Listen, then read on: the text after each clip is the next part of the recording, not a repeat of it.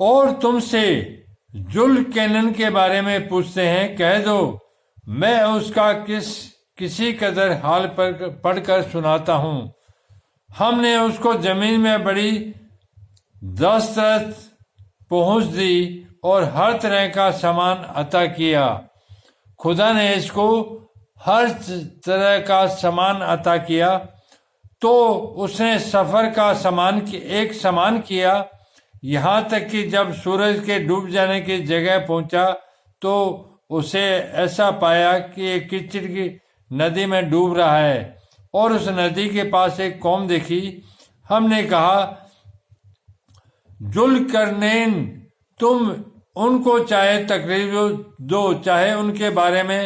بھلائی اختیار کرو، دونوں باتوں کی تم کو قدرت ہے۔ ذوالقرنین نے کہا کہ جو کفر و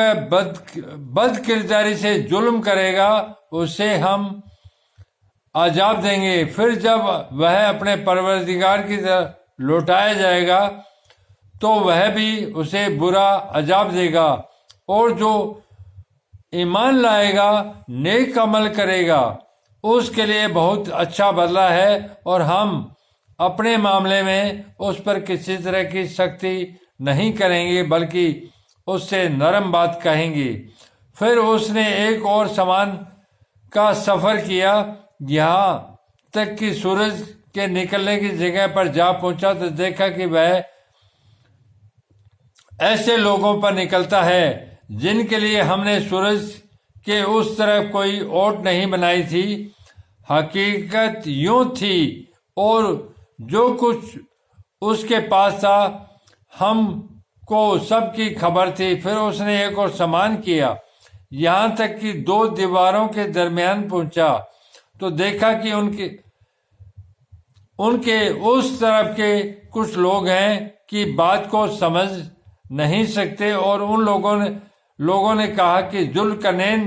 یاجوج یا ماجوج زمین میں فساد کرتے رہتے ہیں، بھلا ہم آپ کے لیے خرچ کا انتظام کر دیں اور آپ ہمارے اور ان کے درمیان ایک دیوار کھینچ دیں۔ ذوالقرنین نے کہا کہ خرچ کی جو قدرت خدا نے مجھے بخشی ہے وہ بہت اچھا ہے،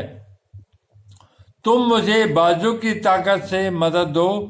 میں تمہارے اور ان کے درمیان ایک مضبوط اوٹ بنا دوں گا۔ تم لوہے کے بڑے بڑے تختے لاؤ۔ چنانچہ کام جاری کر دیا گیا ہے، یہاں تک کہ جب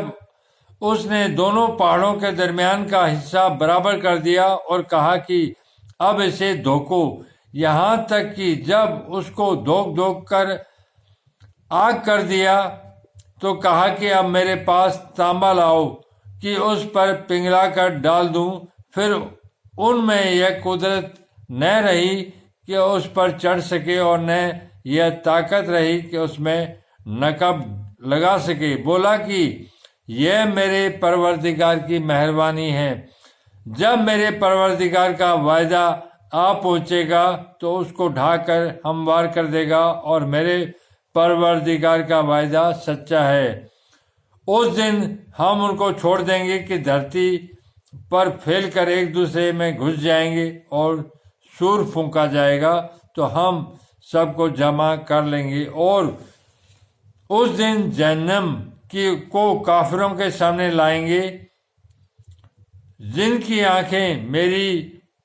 یاد سے پردے میں تھی اور سننے کی طاقت نہیں رکھتے تھے۔